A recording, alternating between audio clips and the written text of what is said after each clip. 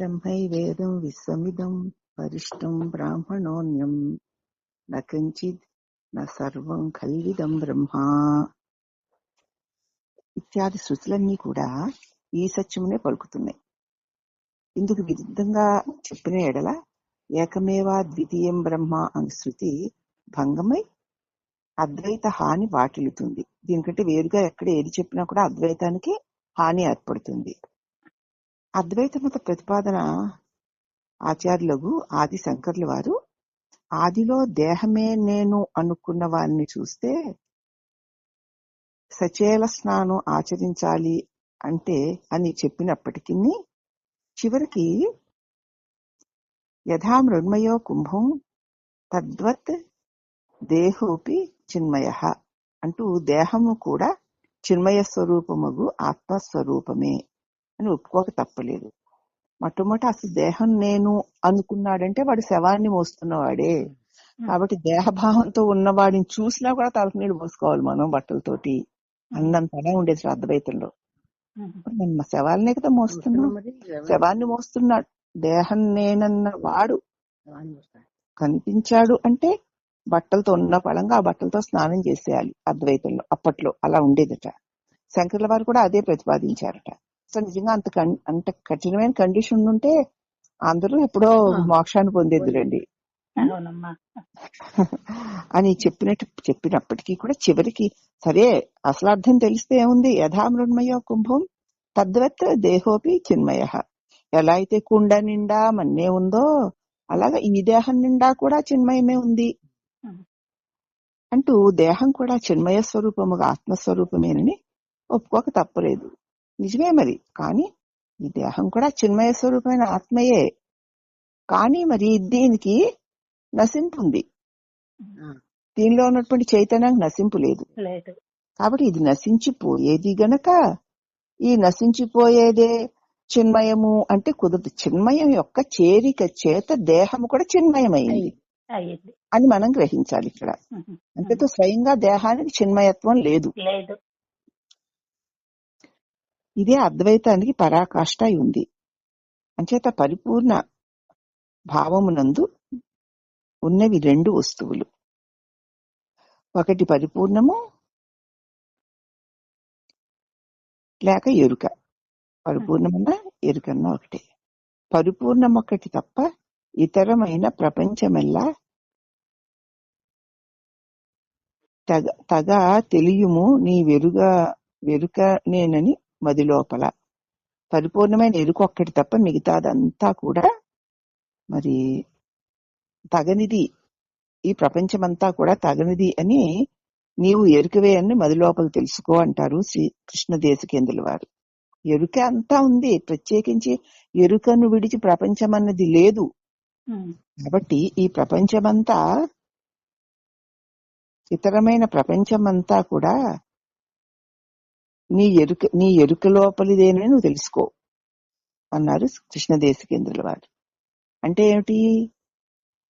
ఏదైతే తెలియబడుతోందో అదంతా దేని వల్ల తెలియబడుతోందో అదే తప్ప మరొకటి కాదు. కుండగా తెలియబడుతున్నది మన్ను కంటే వేరు కానట్లు, కుండ నిండా మన్నే ఉన్నట్లు ఎరుకలో తెలియబడేదేది ఎరుక కంటే వేరు కాదు. ఇదే సూక్ష్మం.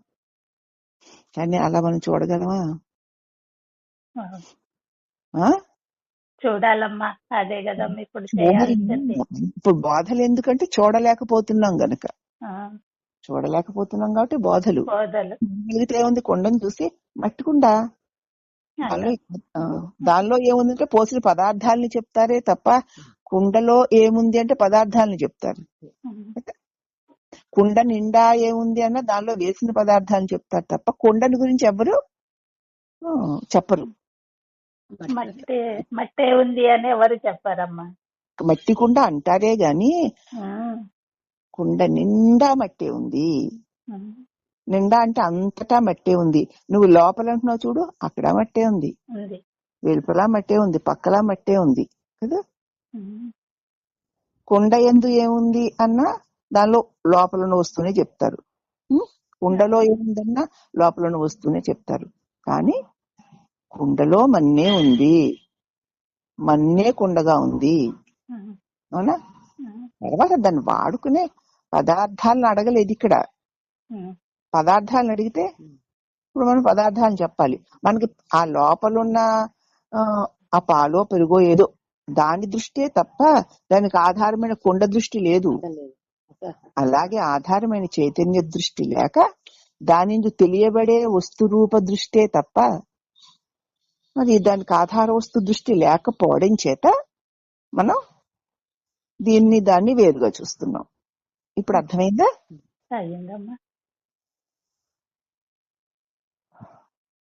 అని కృష్ణదేశికేంద్రుల వారు అన్నారు. కనుక ఉపాధిగాను నిరుపాధిగాను ఎరుకయే వ్యాపకమై ఉన్నది. ఉపాధిగా ఉన్నది అదే, ఉపాధి లేకుండాను ఉన్నది మట్టే. ఆకారంగాను అదే ఉంది, ఆకారం లేకుండాను అదే ఉంది. ఇక వ్యాప్తము అన్నారు కదూ, అనగా వస్తువునందు అణువణువున లోపల బయట కూడా నిండి ఉండుట. ఉదాహరణకి బెల్లమునందు సర్వే సర్వత్రా తీపే వ్యాపించి ఉన్నది. మరిన్ని ఆకాశనందు శబ్దము, వాయువు, స్పర్శ, అగ్ని. ఆకాశం శబ్దము వ్యాపించే ఉన్నది, వాయువునందు స్పర్శ వ్యాపించే ఉన్నది, అగ్నియందు రూపము వ్యాపించే ఉన్నది, జలమునందు రసము ఈ చుక్కలో ఉన్న చుక్కలో లేదు, జలమునందు రసం వ్యాపించే ఉన్నది, పృథివీయందు గంధం కూడా అట్లనే వ్యాపించి ఉన్నది కదా. అట్లే ఈ పంచభూతముల కంటే సూక్ష్మము ఆత్మ ఈ పంచభూతముల యందు కూడా వ్యాపించి ఉన్నది. వ్యాపించి ఉన్న సద్వస్తువైన ఆత్మ నెరుగము మనము. దాని యందు ఉన్నటువంటి ఇదిగో ఈ పంచభూతాలు, ఈ రూపాలు, వాటిలో ఒక రూపం నేననుకునే అహంకారము, దాని వల్ల రకరకాల వికారాలు. ఈ వ్యాపకత్వం, అందుకే వ్యాపకత్వాన్ని గుర్తించు అనే మరి ప్రతిసారి చెప్పేది. ఈ ఒక్కదాని అందే లేవు నువ్వు, ఈ ఒక్క శరీరానికి నువ్వు బంధింపబడి లేవు. అదేంటండి మరి? నేను ఒక్క శరీరం బంధింపబడి లేకపోతే వ్యాపించి ఎలా ఉన్నానంటే, నువ్వు ఈ శరీరంలోని పంచ జ్ఞానేంద్రియాల ద్వారా నీ ప్రకాశమే కదా వ్యాపించింది. నీ ప్రకాశపు వ్యాపకత్వంలో ఏది ఉందో అదే కదా నీకు తోచింది. అవునా? నువ్వు ఈ శరీరంలో ఉన్నాను అనుకున్నప్పుడు కూడా నీ సహజ స్వభావమైన వ్యాపకత్వం వ్యాపిస్తూనే ఉంది. అంతేకాకుండా ఈ శరీరంలో ఉన్నాను అనుకున్నప్పుడు కూడా నీ స్వభావమైన వ్యాపకత్వం మనసు ద్వారా సమస్త భువనాలు వ్యాపిస్తోంది. మనసు ద్వారా, ఇంద్రియాల ద్వారా అన్ని విషయాలందు వ్యాపిస్తోంది. మనసు ద్వారా సకల భువనాలందు వ్యాపిస్తూనే ఉంది. ఆ పని నువ్వు చేస్తూనే ఉన్నావు, అనుభవిస్తూనే ఉన్నావు. కానీ ఈ మూటే నేను అనుకుంటావు. ఈ మూటే నేనైతే మరి ఈ శబ్దాలు ఎట్లా తెలుస్తున్నాయి, ఈ దృశ్యాలు ఎట్లా తెలుస్తున్నాయి అని ఆలోచించవు. ఆలోచిస్తే అంత మాత్రం తెలియదు. చెవులున్నాయి గనక విన్నాను గనక, నా చెవులు ఉన్నాయి, విన్నావు గనక. వినకపోతే చెవులున్నాయిలే, శబ్దాలు ఉన్నాయిలే, వినకపోతే లేవుగా. కాబట్టి నీ తెలివి దానిలో చేరితేనే ఏ విషయానికైనా విలువ. నిన్ను విడిచి వాటికి ఏ విలువ లేదు. కాబట్టి అంతర్యామిగా సూక్ష్మాతి సూక్ష్మంగా నీ తెలియస్వరూపం, నీ తేజోస్వరూపం అన్నిటి నిండా వ్యాపించి ఉంది కాబట్టి అవి ఉండగలుగుతున్నాయి, నీ భావానికి అనుగుణంగా తెలియబడుతున్నాయి.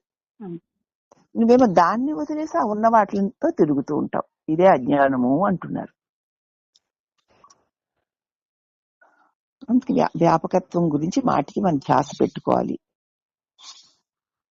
అట్లే పంచభూతముల కంటే సూక్ష్మము ఆత్మ ఈ పంచభూతముల యందు వ్యాపించి ఉన్నది.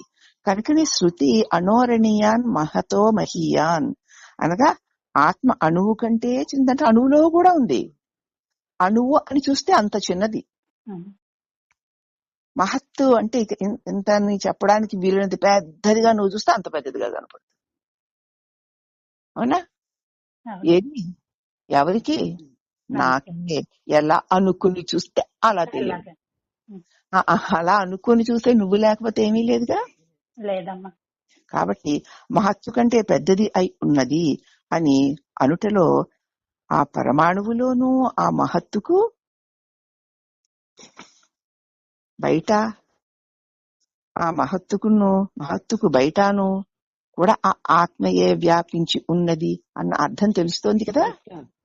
కనుక సర్వభూత సమాత్మానం సర్వభూతాని చాత్మని అని గీత చెప్తోంది.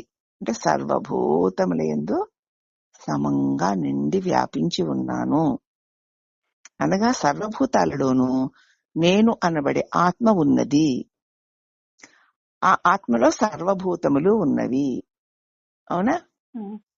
ఇంకెలా కుదురుతుందండి? వ్యాపకత్వము అన్నది మన బుద్ధిలో ఉంటే ఇక భావాలు ఏమీ ఉండవు. మరి మన వ్యాపకత్వం బుద్ధిలో ఉండదు కదా.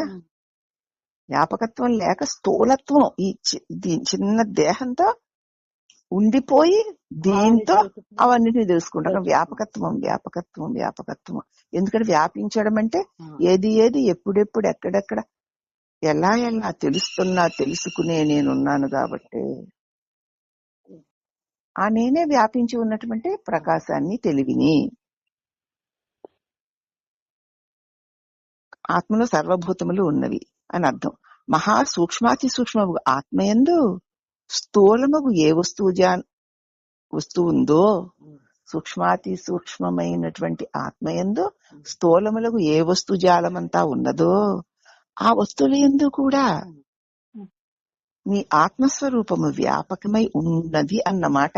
అంటే నీ తెలివే వ్యాపించి ఉంది వాటి నిండా నీ తెలివి వ్యాపించి ఉంది కాబట్టి అవి తెలియబడుతున్నాయి. అవునమ్మా. నేను విడిచేవి లేవు కదా. లేవమ్మా. అంటే ఆత్మ వస్తువునకు ఖాళీ ఇచ్చుటకి ఏది ఇటు అటు కదలని అవసరం లేదు. ఆత్మ వస్తువు ఖాళీ ఏమిటి? అంతా అదే ఉంది. ఆత్మకు కాస్త చోటిద్దామని ఇక్కడ వస్తువుని అక్కడ వస్తువుని తిప్పితే ఎక్కడ ఏది తిప్పినా దానిలోనే. అందుచేత మనం ఎలా గుర్తించాలంటే ఏమాత్రం మానసికంగా గాని శారీరకంగా గాని ఈ ప్రకృతిలో గాని ఏ మార్పులు కనిపిస్తున్నా ఇవి వికారాలు, ఇవి నేను కాదు నావి కాదు అని ఉండాలి. అలా ఉన్నప్పుడు ఇప్పుడు ఊరికే ఇలా ఊహతో చెప్పుకోవడం కాదు. ప్రతి సంఘటనలో ప్రతి క్షణం మనసులో ఆలోచనలు కలిగినా, దేహంలో ఏ మార్పులు కలిగినా, ప్రకృతిలో ఏ మార్పులు కలిగినా, ఏ వ్యవహారం ఎలా సాగుతున్నా అవి వాటి వికారాలు గాని నావి కావు అని నిరంతర స్పృహ కలిగి ఉండాలి. అప్పుడు ఈ వ్యాపకత్వం అన్నది నీ స్వరూప స్వభావాలుగా నువ్వు అనుభూతిని పొందగలుగుతావు. అంటే ఆ వస్తువు అంటే ఆత్మ ఆ వస్తువునకు ఖాళీ ఇచ్చుటగా ఏది అటు ఇటు కదలవలసిన అవసరం లేదు.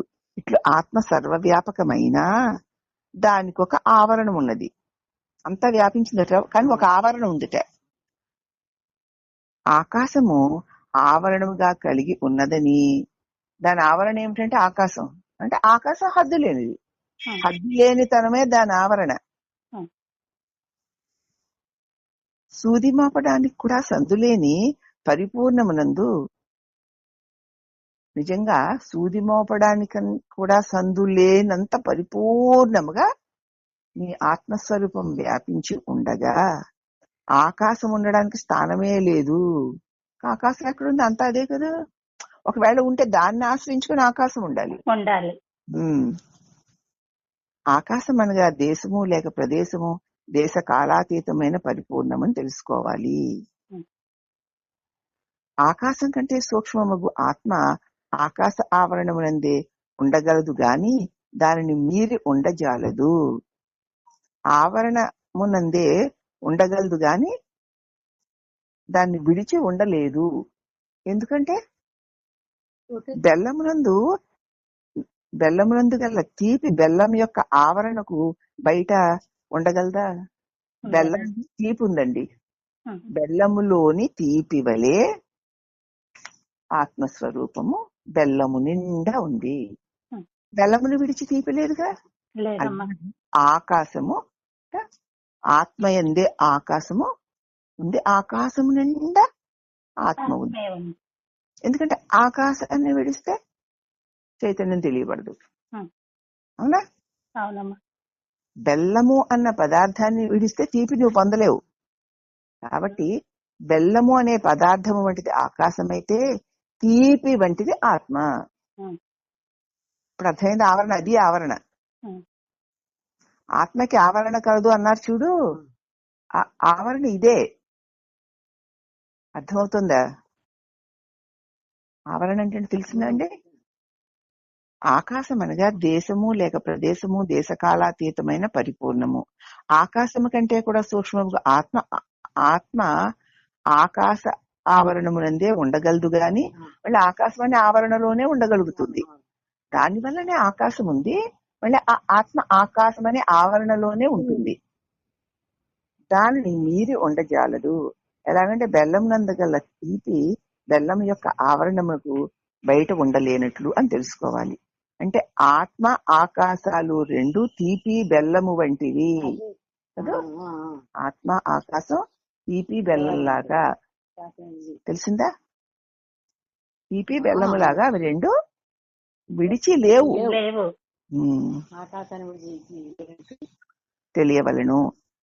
ఆత్మ ఆకాశములు తీపి బెల్లముల వలె ఉన్నందుననే ఆకాశ శరీరం బ్రహ్మ, ఆకాశం అనే శరీరము కలిగి ఉన్నది అంటారు బ్రహ్మాన్ని అని శృతి చెప్పింది. ఏ శరీరము చూచినా దాన్ని తెలివి ఆ శరీర ప్రమాణములకు పరిమితమై ఉంది కదా. మనకి మన తెలివి మన శరీర ప్రమాణానికి పరిమితమై ఉంది, కానీ దానిని అతిక్రమించి ఉండదు కదా మనకి. ఇప్పుడు అంతే కదా, శరీరం అంటే నేను అంటే శరీరం అన్న భావనే కదా. దీని నిండా నేనున్నాను అంటే ఒప్పుకుంటావు. ఆ ఎదురుగుండా ఉన్న వ్యక్తి నిండా ఉన్నానంటే నువ్వు ఒప్పుకోలేవు. ఆవేది ఎదురుగుండా ఉన్న రూపం నిండా నేనుండడం ఏమిటి అంటావు కదా. నీ తెలివిలోనే అది ఉంది అని చెప్పినా వింటావే గాని దానిలో నేనుండడం ఏమిటి అనుకుంటావు. అవునా? అదే ఆవరణ. అంచేత ఈ శరీర ప్రమాణములకు పరిమితమైన దాన్ని అతిక్రమించి ఉంటుంది. తెలివి యందు దేహమునంది తెలివి ఓతప్రోతమై సమాన ప్రమాణములో ఉన్నాయి. అంచేత ఆత్మ ఆకాశాలు రెండు తీపి బెల్లంలా ఉన్నందువల్ల ఆకాశ శరీరం బ్రహ్మాన్ని శృతి చెప్పింది.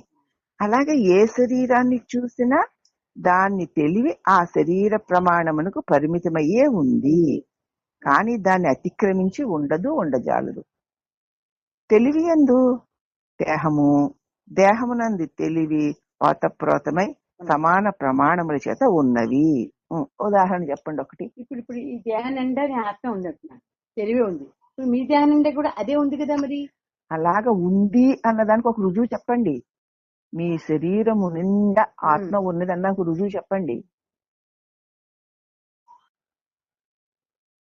1,00,000 సార్లు చెప్పాను. మీ జుట్టు ఆఖరి కొసని పట్టి ఇలా లాగినా మీకు తెలుస్తుందా? చిన్నది మరి అది కదా నేను చెప్తుంటే ఉండని రుజువు ఏంటంటే ఎక్కడ చూసిన శరీరంలో గోరు మీద చీమ పాకినా మనకి తెలుస్తుంది. మరి అలా వాతవరాతపై ఉందంటే అలా ఉంది. అక్కడ తెలివి ఉంది కాబట్టే తెలుస్తుంది. యొక్క చివరి కొసని పట్టుకు లాగినా నీకు తెలుస్తోందంటే మరి ప్రోతమే నీ శరీరము నిండా నీ తెలివి నిండి ఉంది కదా. ముందు శరీరమందు తెలివి ఓతప్రోతమై ఉంది అన్నదానికి ఉదాహరణ. ఎక్కడ లేదు అని మన అనుభవంలో మనం చూసుకుంటే తనువులోని అణువణువులోనూ తెలివి నిండి ఉంది కాబట్టే తెలుస్తోంది అని సమాధానం చెప్పాలి.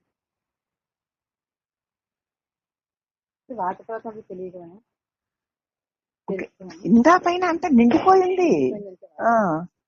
గోరుమధు సెలుస్తు వరకు నిండిపోయి ఉంది, దాన్ని అతిక్రమించి ఉండదాలదు. ఇప్పుడు అర్థమైంది కదా. ఆ దృష్టితోనే దేహములు రెండు ఒక్కటే అని సిద్ధాంతేది. అంచేతనే ఇది అది ఒకటైపోయి ఉన్నాయి. తెలివినో తెలియబడే దేహము ఏకంగా ఒకటైపోయి ఉన్నాయి. అవునా? దాన్ని సూక్ష్మ దృష్టితో విడదీయాలి తప్ప ఊరికే విడదీయమంటే కాదంటే కాదంటా ఊరికే అంతే. విడదీయాలంటే సూక్ష్మాతి సూక్ష్మమైన దృష్టి ఉండాలి. ఇప్పుడు చెప్పితే బుద్ధికి అందింది సరిపోదు. విడిపోయి ఉండాలి. అంచేత ఆ దృష్టితోనే దేహములు రెండు ఒక్కటే అని సిద్ధాంతీకరింపబడి ఉన్నది. దాని శ్రీ కృష్ణదేశికేంద్రుల వారు తమ కందార్థాల్లో అంతటా కలది ఎరుకని ఎంతో వాదింపుచుండు వెరుగని వారలు. అంతటా ఉందండి ఆ ఎరుక, ఆ తెలివి అంతటా ఉందండి అని ఎంతెంతో వాదిస్తూ ఉంటారు ఎరుగని వారలు. అంతటా ఇంతటా కనబడునంతటితే, అంతటా ఇంతటా కనబడునంతటిదే కాని ఎరుక అంతటా కలదా అని మళ్ళీ ప్రశ్నిస్తారు. అంతటా ఇంతటా కనబడుతుందే గాని మరి దానికంటే వేరుగా కూడా ఉందే?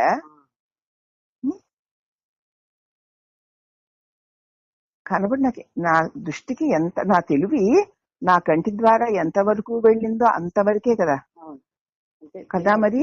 అయితే అంతవరకే ఉంది కానీ ఇంకా అంతటా అంటున్నారు, అక్కడ కూడా ఉందా అని ప్రశ్నిస్తున్నారు. అంటే ఏమిటనమాట, వస్తువులున్న చోట ఆ వస్తువులు పెద్దదైనా చిన్నదైనా వస్తువు యొక్క ఆవరణం అంతటా ఎరుక వ్యాపించి ఉన్నది. చిన్నదైతే చిన్నదానిగా చిన్నదిగా, పెద్దదైతే పెద్దదానిగా పెద్దదిగా వ్యాపించి ఉన్నది. కాబట్టి ఆత్మకు శరీరభూతమై ఆవరణమయమై ఉన్న ఆకాశమునందే అది ఉండగలదు. మళ్ళీ ఏదైనా మళ్ళీ ఆత్మ మళ్ళీ అక్కడికి వెళ్ళాలి. ఆత్మకు శరీరభూతమై, ఆత్మ యొక్క శరీరం ఆకాశము, ఆ ఆకాశమునందే ఈ ఎరుక ఉండగలదు. ఆకాశమునందున్న వాటిని మాత్రమే ఎరుక గ్రహించగలదు. ఇప్పుడు అర్థమైందా? ఆవరణ రహితమగు పరిపూర్ణ పరబ్రహ్మమునందు ఉండజాలదు. ఆవరణ ఉన్న బ్రహ్మమునందే ఉండగలదు తప్ప ఆవరణ, ఆకాశ ఆవరణ లేని చోట ఏమీ ఉండలేదు. ఆకాశం అనేటువంటి ఆవరణం దాటిందనుకో అక్కడ ఏ వస్తువు ఉండలేదు. ఉండలేదు అసలు. ఎప్పుడు దాటారు ఏమిటి ఈ ఆకాశ ఆవరణని? ఆకాశావరణ ఎప్పుడు దాటారు? దాటింది అది పరిపూర్ణం. అక్కడ ఏ వస్తువు ఉండదు. ఆకాశ ఆవరణలో ఉన్న వస్తువులకే కదా ఆ ఎరుకలో తెలియబడే వస్తువు ఉంటుంది తప్ప ఆవరణ దాటితే లేదు. ఆకాశ ఆవరణ దాటితే. కాబట్టి ఆకాశం అనే ఆవరణ ఎరుకకి శరీరము. ఎప్పుడు ఆకాశం అన్న శరీరము కూడా లేకపోయిందో అక్కడ ఏదీ లేదు, ఎరుగబడే వస్తువే లేదు. ఉందా మరి అని అక్కడ అర్థం చెప్పుకోవాలంటే, ఆవరణం ఎంత పెద్దదైనా దానికి ఒక మితి ఉండక తప్పదు. ఆకాశం ఎంత పెద్దదైనా దానికి ఒక మితి ఉంటుంది. అమితమగు పరిపూర్ణ పరబ్రహ్మమునకు మాత్రము ఆవరణ లేదు కనుక ఆవరణమునందుండు ఆత్మను పరిపూర్ణమందు ఉండుట అసంభవము. ఆకాశం అనే ఆవరణ కూడా దానికి లేదు. పరిపూర్ణమైన ఆత్మకి ఆవరణ కూడా లేదు. ఆవరణ కూడా లేకపోవడం చేత ఆ ఎరుక, ఆవరణ లేదు కాబట్టి వస్తువులు దృశ్యాలు లేవు, వస్తువు ప్రపంచం లేదు కాబట్టి ఆ ఎరుక వ్యాపించే ఉంది తప్ప దానిలో ఏమీ ఉండవు. ఆవరణ ఉన్నంతసేపే. శరీరం ఉంది కాబట్టే శరీరములోని అనేక ఇంద్రియములు వాటి ద్వారా వ్యవహారాలు సాగుతున్నాయి. దానికి మళ్ళీ ఎరుకే కారణం. ఈ పరిధి ఉంది. అలాగే ఆ పరమాత్మకి ఆకాశ ఆవరణ ఉంది. ఆకాశ ఆవరణలో ఉన్నటువంటి ఎరుక మాత్రమే అన్నిటికీ ఆధారంగాను, దాని యందు అన్ని కలిగి ఉన్న దానిలాగాను ఉంటుంది. అవునా? ఆకాశ ఆవరణ దాటితే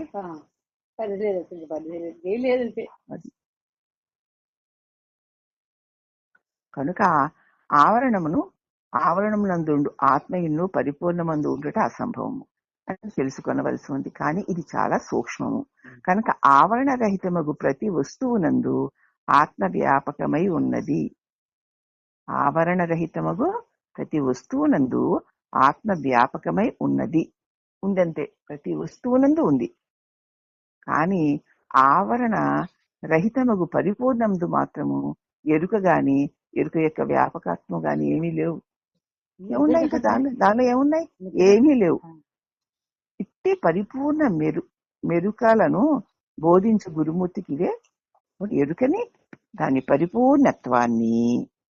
అట్టి ఎరుక ఎప్పుడైతే ప్రసరణమై దాని ప్రసరణలో తోచేటువంటి ఈ వస్తు సమూహాన్ని, ప్రసరణం అయితేనే వస్తు సమూహం ఉంది, ప్రపంచ సమూహం ఉంది. ప్రసరణ కాకపోతే ఏ వస్తువు లేకపోయినా అది పరిపూర్ణంగా నిండే ఉంది అని మనం ఇక్కడ చెప్పుకోవాలి. అటువంటి పరిపూర్ణ ఎరుకను బోధించు గురుమూర్తికివే నా నమస్కారములు అంటున్నాడు ఆ శ్లోకంలో. ఇది ఆఖరిలో మీకు ఇంకా పూర్తిగా అర్థం కాలేదు. ముందు ముందు చెప్పే వాటిలో దీన్ని సమన్వయం చేసి నేను చెప్తాను. అలాగే యస్తత్వేన జగత్సర్వం యత్ప్రకాశేన భాతి తత్ యదానం దేనానందంతి తస్మై శ్రీ గురవే నమః. ఏ పరబ్రహ్మం ఉన్నందువల్లనే ఈ సర్వ జగత్తు ఉండి ఉన్నదో. సర్వ జగత్తు అన్నప్పుడు పంచభూతాత్మకమైన ఆకాశం కూడా, దాని లోపల ఉన్నదానికి చూడకు, ఆకాశాన్ని కూడా. ఏ పరబ్రహ్మం ప్రకాశించుట చేత ఈ సర్వ జగత్తు ప్రకాశించుచున్నదో, ఏ పరబ్రహ్మము ఆనందమే రూపముగా కలిగి ఉండుట చేత ఈ జగత్తునందు ఆనందముగా ఉన్నదో, అట్టి పరబ్రహ్మ స్వరూపుడు సద్గురుమూర్తికి నమస్కరించాను. ఈ జగత్తులో ఏది నీకు ఆనందాన్ని అనిపించినా దాని యందు ఆనంద స్వరూపమైన ఆ ఎరుక ఉంది గనకనే ఆనందము అని గ్రహించాలి కదా. గ్రహిస్తేనే ఆనందం, గ్రహించకపోతే దుఃఖం కూడా గ్రహిస్తేనే. విశేషార్థం ఏమిటంటే త్రికాలముల యందు ఉనికి కలిగి అనగా భూత భవిష్యత్ వర్తమాన కాలముల యందు ఎడతెరిపి లేకుండా ఉన్నటువంటి వస్తువేదో అదే సత్ అని చెప్పబడుతోంది. నాశనం లేనిదై అఖండ జ్ఞాన స్వరూపమై ఉన్న దానికే చిత్ అని పేరు. నాశనం లేదు, అఖండమైన జ్ఞానం. అఖండమైన జ్ఞానం అంటే ప్రతిదీ తెలియబడుతుంది. ప్రతిదీ, ఇది చెత్తకుండి కాబట్టి తెలియబడకపోవడము, అది పూల చెండు కాబట్టి తెలియబడ్డం అన్నది లేదు. సమస్తము, అది చెత్తకుండేనో పూల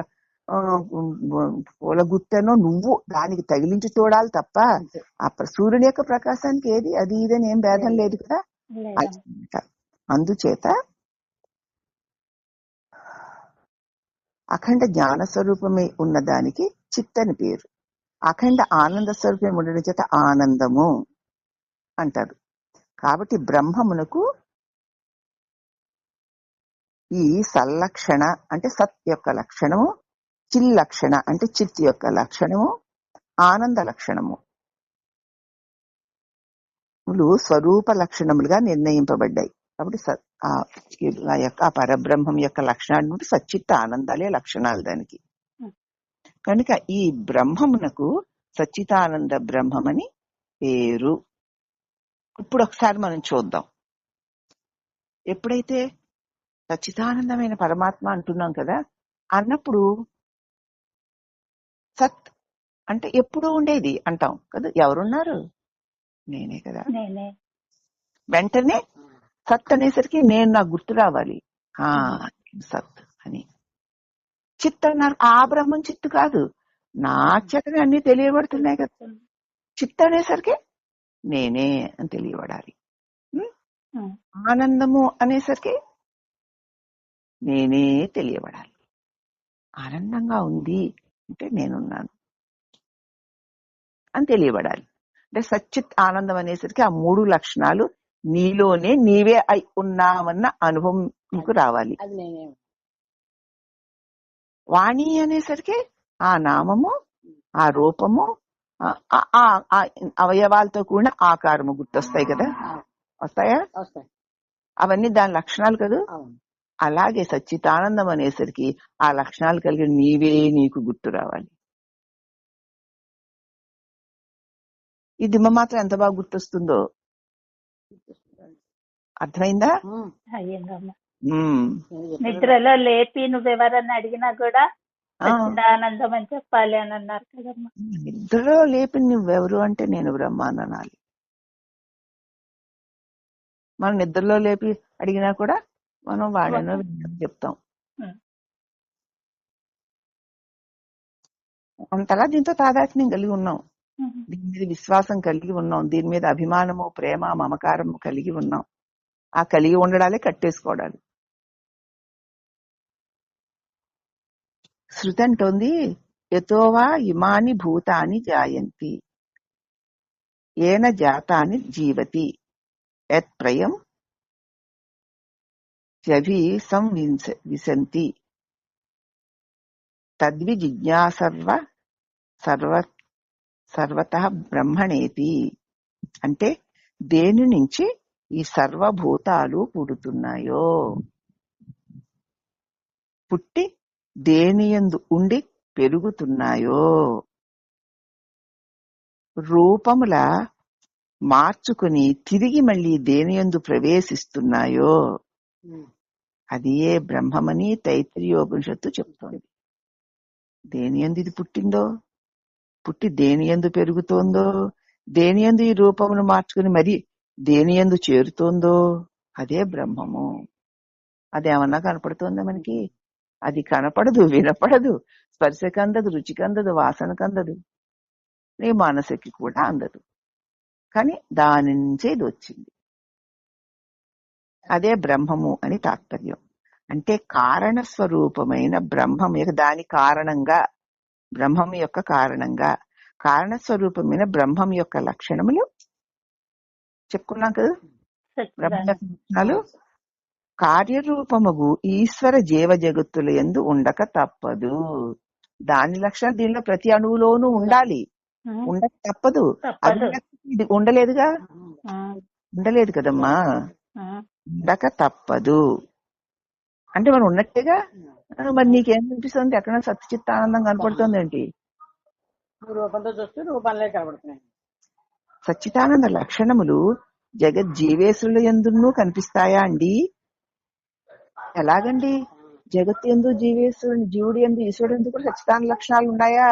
అదేమిటండి బాబు, మాకు జగత్తు జీవుడు ఈశ్వరుడే తెలుస్తున్నారు తప్ప సచ్చిదానంద లక్షణాలు తెలియడం లేదే, ఎలాగండి అంటే అసలు వస్తువు ఉండుటే సల్లక్షణం, అని తెలియబడ్డమే సత్లక్షణం.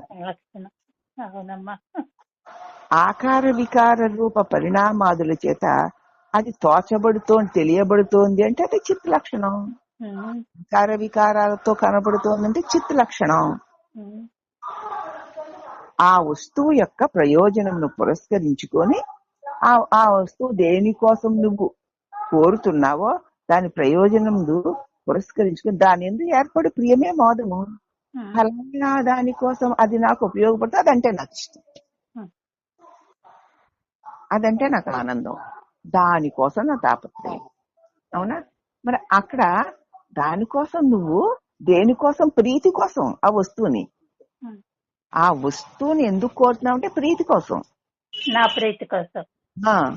లేకపోతే దాన్ని ఎందుకు కోరుతావు? నేను ఆనందాన్ని కాబట్టి. అలాగే ఆ వస్తువు తెలియబడుతుంటే నువ్వు చైతన్యమైన చిత్తువు కాబట్టి, ఒక వస్తువు ఉంది అంటే నువ్వు సత్తువు కాబట్టి. కాబట్టి ఈ జగత్తులో ఏది ఉంది అన్నది సత్తు వల్లనే, ఏది తెలియబడుతున్నా అది చిత్తు వల్లనే, ఏది మోదము ప్రమోదము కలిగిస్తున్నా దాని లక్షణమైన ఆనందం వల్లనే. సచ్చిత్ ఆనంద లక్షణములు వేడి ఏదీ లేదు. అవునా? ఆ వస్తువు యందు మోదము ప్రమోదములే ఆనంద లక్షణాలు.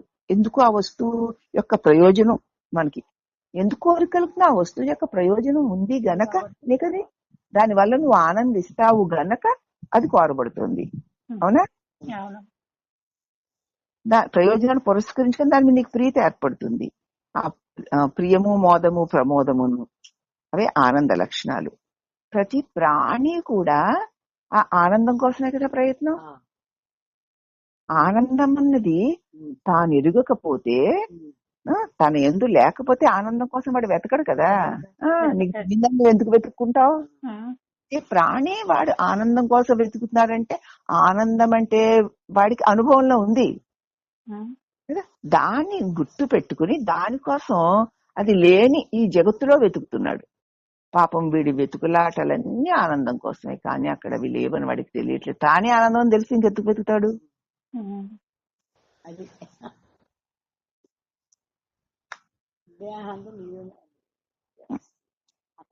కాబట్టి మానవుని యందు ఈ సచ్చిదానంద లక్షణములు మరీ ప్రస్ఫుటంగా కనిపిస్తాయి. మిగతా వాటిల మందు కాకుండా ఈ లక్షణాలు మానవుడి యందు బాగా ప్రస్ఫుటంగా కనిపిస్తాయి.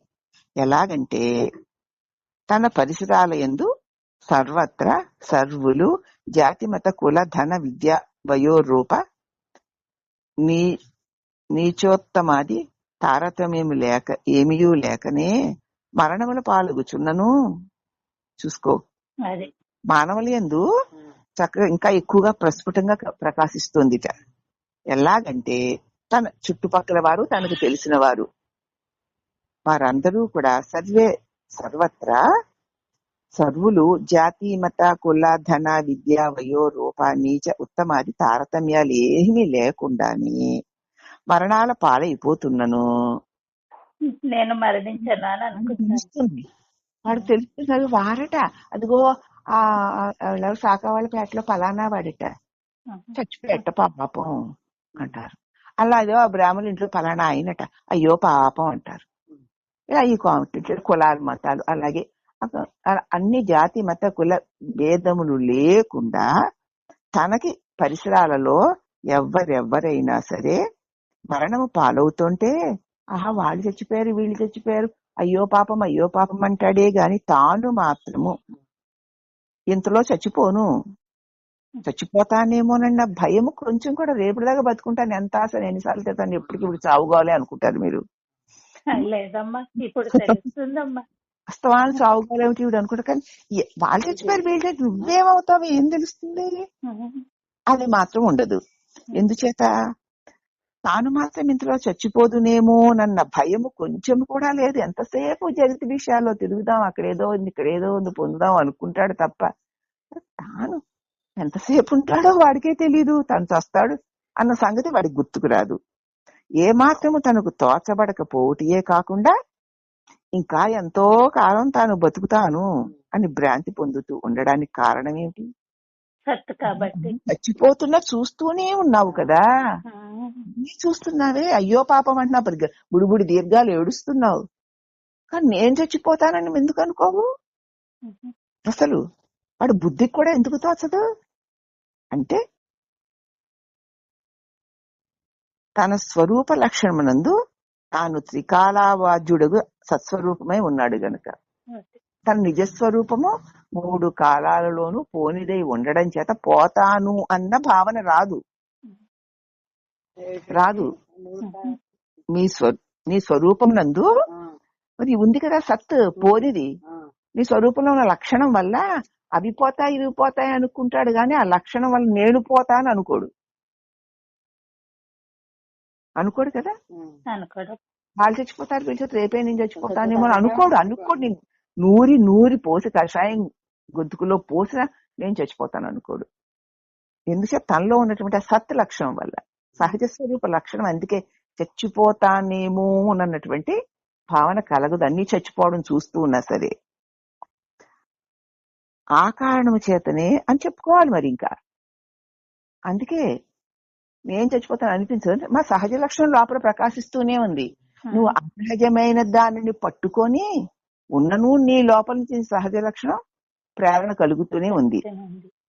అలాగే నీకేమీ తెలియదు అని పరులు ఎవరైనా తన జ్ఞానమును ఎక్కిరిస్తే ఏం తెలుసు నీకు ఏమీ తెలియదు అయ్యో అలా అన్నావు అనుకుని ఎంత కోపం వచ్చేస్తున్నావు. వాళ్ళకే తెలుసు నాకు తెలియదులా ఉంది. మాకు తెలుసు నీకు ఏవో తెలిసినవి తెలియని కూడా చెప్పేస్తూ ఉంటారు. తెలియని తనని ఒప్పుకోరు. ఎందుచేత నీకేం తెలియదు, నీకు అసలు తెలుసా అని ఎవరైనా గట్టిగా అడిగారు అనుకోండి ఎంత కోపమో. ఎందుకంటే అని పరులు తనని అజ్ఞానం ఆరోపించితే తానేమాత్రమో సహించలేడు. పైకి ఏదో ఒప్పుకున్న లోపల చిరాకు వచ్చేస్తూ ఉంటుంది. మర్యాద కోసం ఒప్పుకున్నా సహించపోవటే కాక తన్నెంతో అవమానము చేశారు అంటాడు.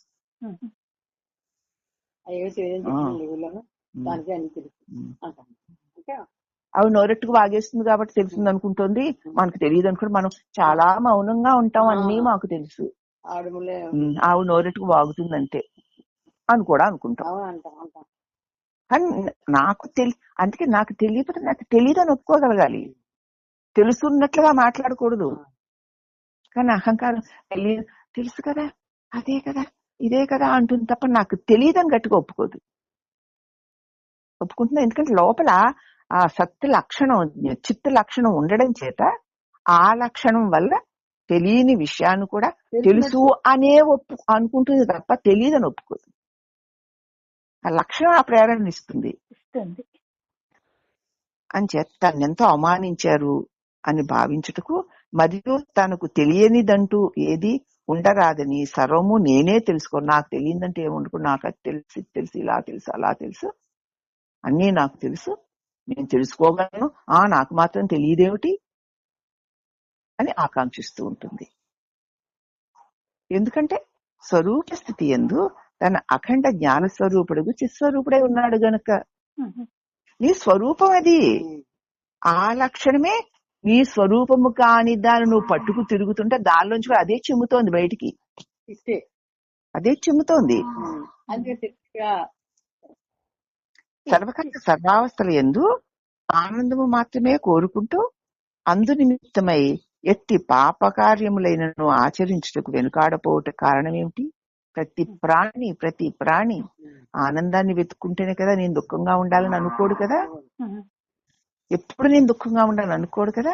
ఆ ఆనందం కోసం ఎంత పాప కార్యమైనా చేయడానికి సిద్ధపడుతున్నాడంటే కారణం స్వస్వరూప స్థితి యందు తాను ఆనంద స్వరూపుడే ఉన్నాడు కాబట్టి. ఈ విధంగా మానవుని యందు సచ్చిదానంద లక్షణాలు అతి స్పష్టంగా చూడగలిగిన వారికి గోచరిస్తూ ఉంటాయి. మన యందు మనం చూసుకోవాలి, నాకెందుకిలా అని. ఎందుకిలా అంటే నీకు నీ స్వరూప స్వభావాలు తెలుస్తూ ఉంటాయి. అవునా? నీవు సచ్చిదానంద స్వరూపుడై ఉండడం చేత నీ స్వరూప స్వభావ లక్షణాలు వ్యక్తమై నీవు నీ స్వరూపము నీ స్వభావము కానిటువంటి దాంతో నువ్వు కూడి ఉన్నను ఆ లక్షణాలు బయటికి అగుజిమ్ముతూ ఉంటాయి. అట్లే ప్రాణభీతి, ఆహార సముపార్జన విషయంలో తల్లి వలన తెలివి సంపాదించు శరీర సుఖమునకై పాకులాడం బట్టి పశుపశ్చాదుల యందును సచ్చిదానందము ఏదో రీతిగా భాషిస్తూనే ఉన్నవి. అలాగే ప్రాణం పోతుందంటే భీతి.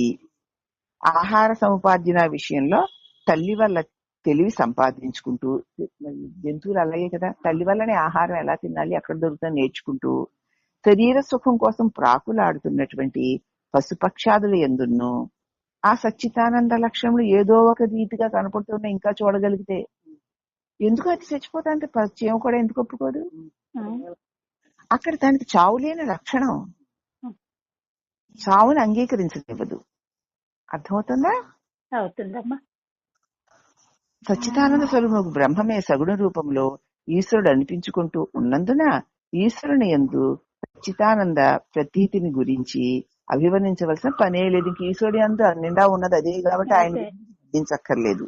ఈ విధముగా జీవేశ్వర జగత్తంతయు సచ్చిదానందమై సూక్ష్మ దృష్టి ఉన్న వాళ్ళకి ఎక్కడ చూసినా ఏ శరీరపు కదలికలు చూసినా సత్తు కోసమే, చిత్తు కోసమే, ఆనందమే. అందుకే మాటికి వారి స్వభావాల నుంచి వాడు ప్రవర్తిస్తున్నారు తప్ప వారి స్వరూపంలో సచ్చిదానంద స్వరూపమే కదా. వాటిలో ఆనందం కోసం, తెలివిని వాడుకునే తీరు కోసం, తాను చావునన్న భావన కోసం, అంతే. ఈ పనులను ప్రతి ప్రాణి చేసే పనులు అవి. అర్థమవుతుంది? ఇప్పుడు ఆ రకంగా చూస్తే ప్రతి వాళ్ళలో ఏ పని చేస్తున్నా అక్కడ సత్తో చిత్తో ఆనందమో కనపడాలి మనకి. నీలో చూసుకుంటే అందరిలోనూ చూస్తాను. అయితే జగత్తు అనృతము, జడము, దుఃఖాత్మకం కదా అండి.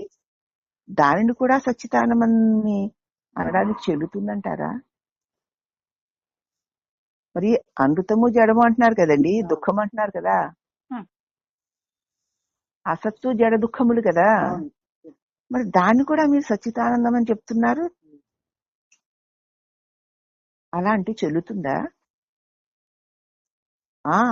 చెల్లును. ఏలననగా జగత్తు రెంటి యొక్క ద్వంద్వ స్వరూపమై ఉన్నది. రెండు లక్షణాలు కలిసి ఉంది దాంట్లో. సచ్చిదానంద లక్షణాలు, అసజ్జడ దుఃఖ లక్షణాలు కొన్ని నిజమైన దానిలో ఉన్నాయి 6ను. అవునమ్మా.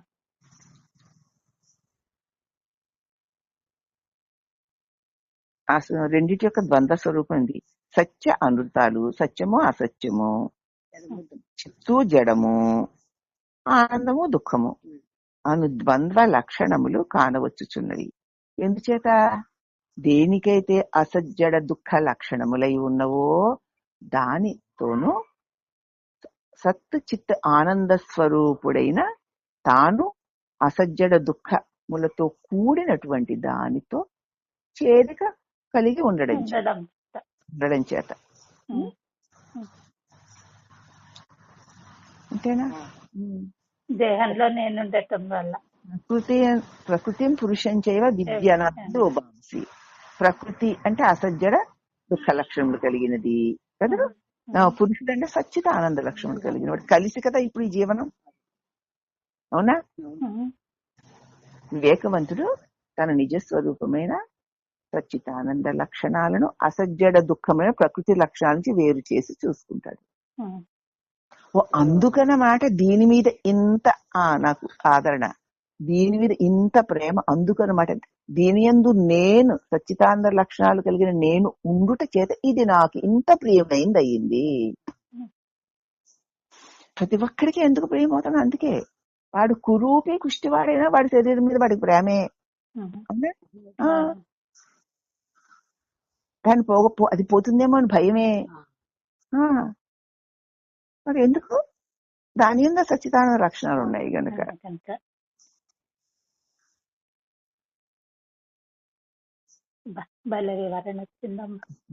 సత్యము అసత్యము, చిత్తు జడము, ఆనందము దుఃఖము అని ఈ ద్వంద్వ లక్షణములు కానవచ్చుచున్నవి. కాబట్టి సచ్చిత ఆనందములు మాత్రమే ప్రకాశించినప్పుడు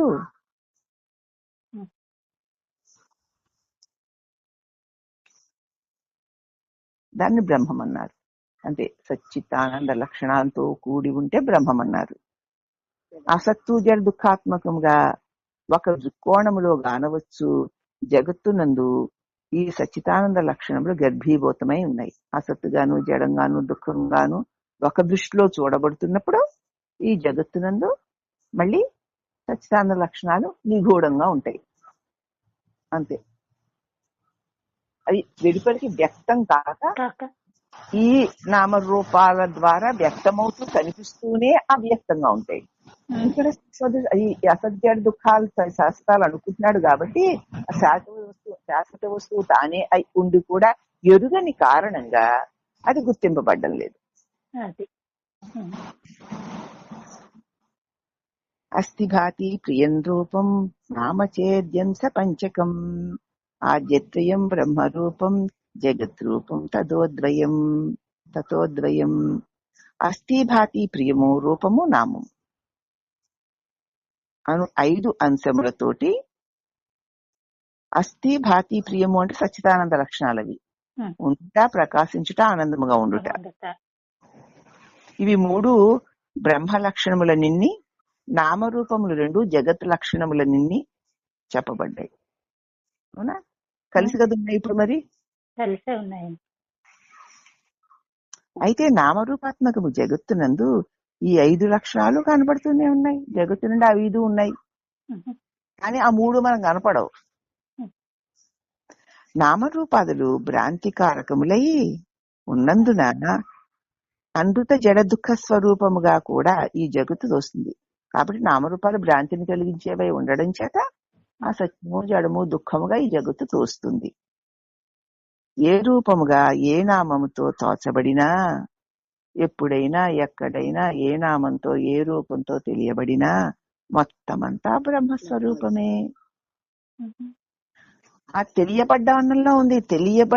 తెలుసుకునే వస్తువు లేకపోతే తెలియబడేది లేదు. ఆ తెలియబడిన మొత్తం ఆ తెలుసుకునేటువంటి ఆ సత్పదార్థము, ఆ చిత్ పదార్థమునందే తెలియబడుతూ ఏవి ఏవి తోచినా మొత్తం అంతా బ్రహ్మస్వరూపమే కనుక సర్వం కల్విదం బ్రహ్మ అంటూ శృతి ప్రవర్తిల్లింది. ఇప్పుడు అర్థమైంది కదమ్మా? అయిందమ్మా. కనుక జీవేశ్వర అది ఇప్పుడు ఇలా అర్థమవుతుంది. దీన్ని బాగా మళ్ళీ మళ్ళీ మననం చేయాలి, మళ్ళీ మళ్ళీ మననం చేయాలి. చేస్తేనే ఈ అర్థమైంది మనకి లోపల స్థిరపడాలి. ఎప్పుడు ఎప్పుడు చూసిన సచ్చిత్తే గుర్తొస్తూ ఉండాలి, ఆనందమే గుర్తొస్తూ ఉండాలి మనకి. అసత్య దుఃఖాల్లో కూడా తన సచ్చిత్తం తాను చూసుకుంటూ ఉండాలి. అంతే కదా, చూసుకుంటూ ఉండాలి. చూసుకుంటూ ఉండాలంటే చెప్పిన పాయింట్లు బాగా మననం చేసుకుని కదా నాకు నేనే చెప్పుకోవాలి. ఎప్పుడు నేను సత్తై ఉన్నాను, చిత్తై ఉన్నాను, ఆనందమై ఉన్నాను. ఎందుకంటే దేనికోసం ప్రయత్నం చేస్తున్నా నేను ఆనందం గనక ఆనందం కోసం ప్రయత్నిస్తున్నా. ప్రతి ప్రాణ ఆనందం కోసం ప్రయత్నం చేస్తాడు, ఎందుకంటే తాను ఆనందమై ఉన్నాడు గనక. తాను ఆనందమై ఉంటే ఇంకా ప్రయత్నం ఎందుకు అంటే తాను ఆనందం అని తెలియడం లేదు గనక. అవునా? అలాగే ప్రతిదీ కూడా తన తెలివిలోనే తెలియబడి ఉండగలుగుతోంది గనక నేను చిత్తై ఉన్నాను. నా తెలివిలోనే తెలియబడితే కదా దానికి ఉనికి. ప్రతిది ఏదైనా ఉంది అని అంటే నేను సత్తై ఉండడం చేత ఉంది అనగలుగుతున్నాను. నేను ఉన్నాను గనకనే దానిని ఉన్నది అని నేను ప్రతిపాదిస్తేనే అది ఉంటుంది. కాబట్టి సత్ లక్షణమైన ఉండుట, చిత్ లక్షణమైన జ్ఞానము కదా, ఆనంద లక్షణమైన దుఃఖరహిత స్థితి నా స్వరూప స్వభావాలు. కాబట్టి ఉన్నాను, జ్ఞానమై ఉన్నాను, ఆనందమై ఉన్నాను అని నిన్ను మాటి మాటికి నిన్ను అదిగా నువ్వు గుర్తించి దాన్ని మననం చేసుకోవాలి. ఎందుకంటే అసజ్జల దుఃఖమైన దేహము నేనుగా అనుకొని దీని మననం వల్ల స్థిరపడ్డావు. ఇప్పుడు దాని మననం వల్ల నువ్వు, ఎందుకంటే నీ స్పష్టంగా తెలిసింది కాబట్టి అది తప్పు ఇంకోట్లేదు, అది తప్పు ఇంకోట్లేదని నిన్ను బట్టి తీసుకుని చూసుకోవాలి. కనుక నీ జీవేశ్వర జగత్తులందు తోచబడు సచ్చితానందములకు సృష్టి కారణముకు బ్రహ్మమునందు గల సచ్చితానందములే మూలములు. అదే ఈ సృష్టి అంతా ఆ సచ్చితానందము నుంచే ఉత్పన్నమైంది. కాబట్టి ఈ సృష్టిలో ఎక్కడ చూసా సచ్చితానందాలే ఉన్నాయి.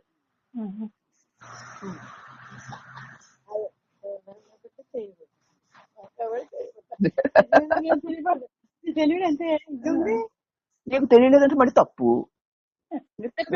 నాకెందుకు తెలియదండి, నేను తెలివిని కదా అనండి, అప్పుడు ఒప్పుకుంటా. నేను తెలివిని కదా, నాకు తెలియకపోతే వస్తువు ఫలానా అని తెలియకపోవచ్చు కానీ నాకు తెలియలేదనుకో, తెలియలేదని ఒప్పుకుంటే నీకు ఎలా తెలుసు, ఎప్పుడు నీకు ఎలా తెలుసు, నీకు ఎలా తెలుసు అంటాను. కాబట్టి తెలుసు అని తెలుసు, తెలియలేదని తెలుసు, అది నాకు తుమ్మి లేకపోవడం ఏంటి అనాలి. నీకు తెలియలేదంటే కోపం, తెలియలేదని నాకు తెలిసింది కదా, తెలుసు అని తెలుసు, తెలియలేదని తెలుసు, ఆ తెలివి నేనే ఉన్నాను గనక.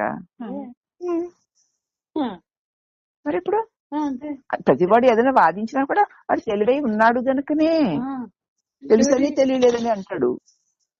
అది సంగతి. అందుచేత సృష్టి కారణముకు బ్రహ్మమునందు గల సచ్చితానందములే మూలమై ఉండడం చేత ఆ సచ్చితానందములే, ఎందుకంటే ఎక్కడ సచ్చితానందములే మూలము, మూలము అనుకుంటే ఆ సచ్చితానందములే అనుట లెస్స. దేని మూలం ఏమిటి అంటే సచ్చితానందాలే వీటికి మూలం. వీటి నిండా అవే ఉన్నాయి కదా, వృక్షం నిండా బీజ లక్షణాలే ఉన్నట్లు జగత్తులోని ప్రతి నామ రూపం నిండా సచ్చితానంద లక్షణాలే. చూసుకోవాలంటే చెప్పారు ఎలా చూసుకోవాలో. ఏమన్నా ఎక్కడ తోడినా ఉనికి అంతయు ఆ బ్రహ్మముదే. ఎక్కడ పరిశీలించో అక్కడ బ్రహ్మమే ఉంది. తెలియక అక్కడ బ్రహ్మమే ఉన్నది, బ్రహ్మం అని తెలియదుగా. మరి అక్కడ రత్నం ఏమన్నది, రత్నం అని తెలియకపోతే వదిలేస్తాం. అలాగే అందుకే సద్గురువు, సత్శాస్త్రము, సత్సంగమును కావాలమ్మా. సత్శాస్త్రం అంటే అదేగా. అంచేత ఎక్కడ తోడినా ఉనికే, అది బ్రహ్మాందే, ఇంక దేనిది కాదు. జ్ఞానమంతా బ్రహ్మాందే. బ్రహ్మాందిగా జ్ఞానం ఉంది ఏమిటి లేదమ్మా. నీకు అక్కడిది అంటే నాకు తెలుసు అంతే అంటావు, అదే బ్రహ్మం. ఆనందమంతా ఎక్కడ ఆనందం ఉన్నా అది ఆ బ్రహ్మానిదే. ఆ బ్రహ్మమే జీవేశ్వర జగత్తులకు ఆధారముగా, అధిష్టానంగా, మూల కారణంగా ఉంది. అన్నిటి నిండా ఆ దేవుణ్ణి అంత చూడలేక చూసే దృష్టి లేక. అది స్వయం ప్రకాశమానమై ఉంది. అది సర్వమును ప్రకాశింపచేస్తోంది. తనకు తానే ప్రకాశిస్తోంది, అన్నిటినీ ప్రకాశింపచేస్తోంది. దాన్ని ప్రకాశించడానికి ఇంకేమీ అక్కర్లా. అక్కర్లేదు. స్వబోధే నాణ్యబోధ నాన్నబోధే. బోధ రూప తయాత్మన. దానికి ఇంకోటి ఎందుకు? తనకు తానే వెలుగుతోంది కదా. నా దీపే అన్ని దీపాన్ని చేయడం ఇంకొక దీపం ఎందుకు అన్నట్టు నేనున్నాను. నాకు తెలియడానికి ఏది కావాలి? ఏ జ్ఞానం కావాలి? అదే నాకు అన్యంగా ఇంకొకటి లేదు కాబట్టి దాన్ని ప్రకాశింపచేవ అన్య వస్తువు లేదు. తేన వినా తృణాగ్రమపి నచలతి. అది గొప్ప వస్తువు. అంతకంటే గొప్పది ఏది లేదు. కనుకనే అది గురుస్వరూపము అని అభివర్ణింపబడింది. సచ్చిదానందమే గురువు. అట్టి గురుస్వరూపం నమస్కరిస్తున్నా. సచ్చిదానంద రూపాయ అస్మద్ గురుదేవాయ నమః అంటాం కదా. గురుదేవుడు అంటే సచ్చిదానంద స్వరూపం. సమస్త విశ్వము ఆ సచ్చిదానంద స్వరూపములకు లోబడే ఉంది. తర్వాత శ్లోకము. ఏన చేతనయాహీదం చిత్తం చేతయతే నరః జాగ్రత్త స్వప్న సుషుప్త్యాది తస్మై శ్రీ గురవే నమః. ఏ పరమాత్మ యొక్క చైతన్య శక్తి చేత ఈ విశ్వమంతా ప్రవర్తిల్లుచున్నదో కదా, సజీవంగా కదిలి మెదిలి వ్యవహారాన్వితం అవుతోందో ఆ పరమాత్మ చైతన్యమే మానవుని చిత్తాది ఇంద్రియములను, మానవుడి యొక్క చిత్తాది ఇంద్రియములను అవస్థాత్రయములను కూడా అదే నడుపుతోంది. అట్టి గురు పరమాత్మకు నమస్కారము. వివరణ. ఏన చిత్తము స్వప్న సుషుప్త్యాది. ఏన అనగా ఎవరి చేత అని అర్థం. అది పరమాత్మ లేక పరమాత్మ శక్తి అయి ఉండుట అని చెప్పుకోవాలి. దేనివల్ల? పరమాత్మ వల్ల, అంటే పరమాత్మ శక్తి వల్ల అని చెప్పుకోవాలి. ఏన అంటే దేని వల్ల అంటే పరమాత్మ శక్తి వల్ల. నస్య కార్యం కరణం చ విద్యతే నతత్సమస్యాభ్యధికస్య దృశ్యతే పరాస శక్తిర్విధైవ శ్రూయతే స్వాభావికీ జ్ఞాన బల క్రియా చ. అంటే జ్ఞాన బల క్రియలు, జ్ఞానము బలము అంటే శక్తి క్రియ బ్రహ్మం యొక్క సహజ ధర్మములు. బ్రహ్మ యొక్క సహజ ధర్మాలు ఏమిటి? జ్ఞానము, శక్తి, క్రియ. ఇవన్నీ బ్రహ్మం యొక్క సహజ ధర్మములు. జ్ఞానమునకు సర్వమును తెలియ శక్తి ఉన్నది, అవునా? బలము అనగా చలనాత్మకమైన ప్రాణశక్తి కదా. బలం అంటే ప్రాణశక్తి, చలనము. ఈ ప్రాణశక్తి చేతనే సకల క్రియలు జరుగుతున్నాయి. సర్వమును తెలుసుకునేదిను, సర్వమును చలనాత్మకము చేయగలిగినది ఉండడం చేతనే ఈ క్రియాకలాపాలన్నీ జరుగుతున్నాయి.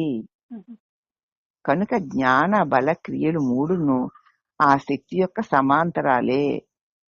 ఆ శక్తే జ్ఞానముగా బలంగా అంటే ఏమిటి? ఇక్కడ చైతన్యవంతంగా, జ్ఞానంగా చైతన్యవంతంగా క్రియాన్వితంగా అది ఉంది గనకనే ఈ సమస్త క్రియాకలాపాలు జీవరాశుల యొక్క కదలికలు మెదలికలు జరుగుతున్నాయి.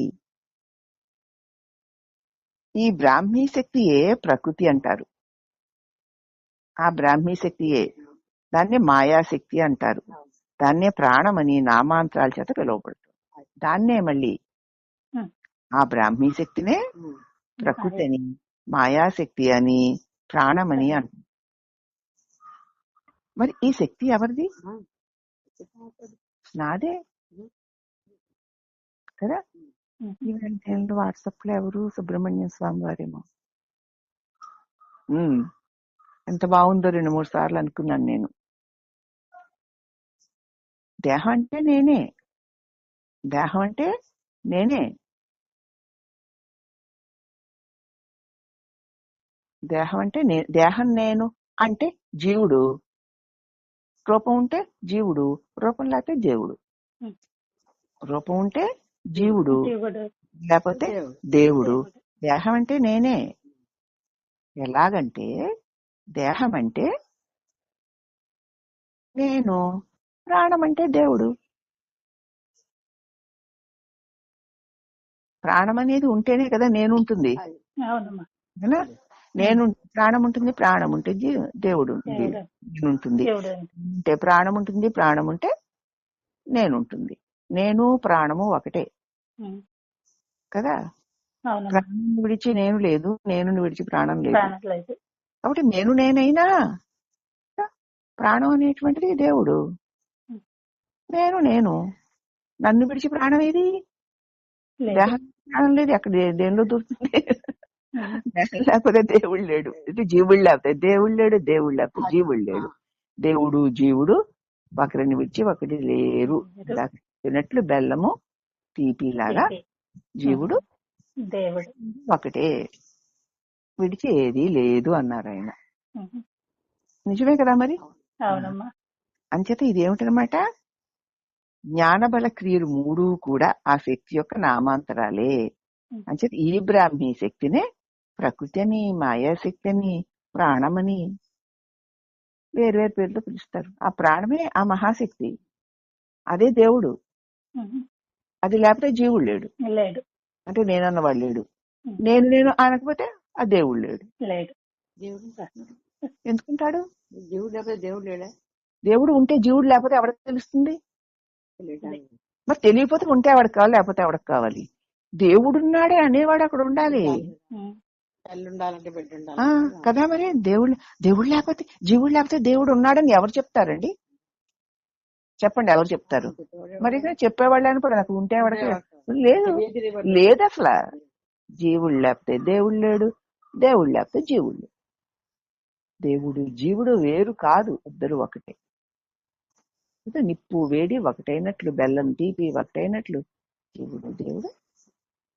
ఈ జీవుడు దేహం అయితే ఇక్కడ ఈ ప్రాణం దేవుడై ఉంటాడు. వెన్నంటే ఉంటారు వాళ్ళిద్దరు, వదిలిపెట్టలేరు. బొమ్మ బొరుసు ఎక్కడికి వెళ్తారు? ఈ జీవుడు దేహం అయితే ఆ దేవుడు ప్రాణం అవుతాడు అంతే.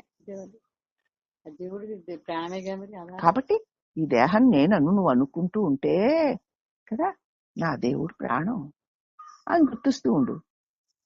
నా ప్రాణమే దేవుడు, నా ప్రాణమనే దేవుడు లేకపోతే నేను లేను అనుకుంటూ ఉండు. అయిపోయింది అక్కడ తపస్సు. అర్థమైందా? ఈ శక్తి ఎవరిది? ఆ ప్రాణం ఉందన్న సంగతే మనకు తెలియదు. కానీ నీకు తెలియకుండానే ఈ దేహం నువ్వైనటువంటి ఈ దేహాన్ని అది సజీవంగా ఉంచుతుంది. అదే దేవుడు. ఆ సజీవ శక్తే దేవుడు. అందుకే ప్రాణశక్తి అన్నారు ఇక్కడ.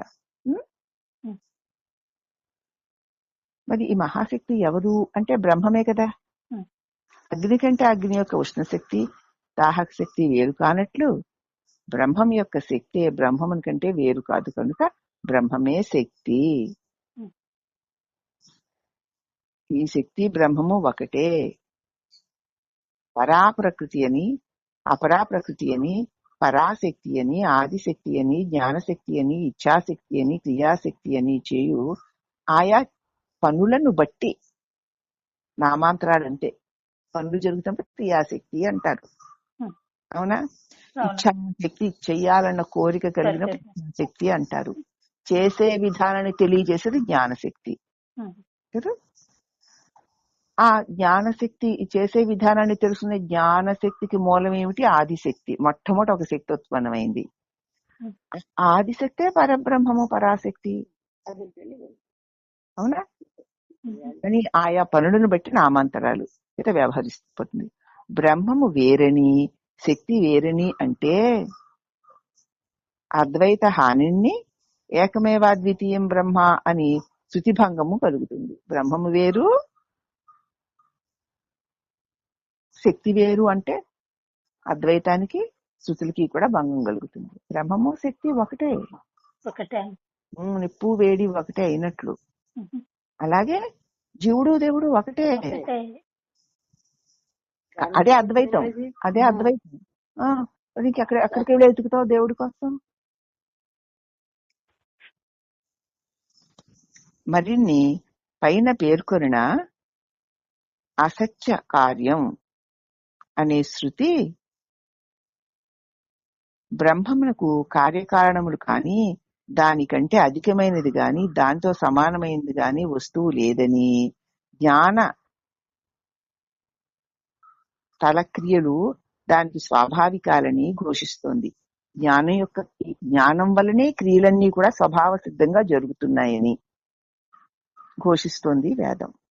కాబట్టి బ్రహ్మమునకు కార్యకారణములు గాని, దానికంటే అధికమైనది గాని, దానితో సమానమైన వస్తువు గాని లేదు. అదే ఉంది. దాంతో సమానమైంది లేదు, దానికంటే గొప్పది లేదు. కాబట్టి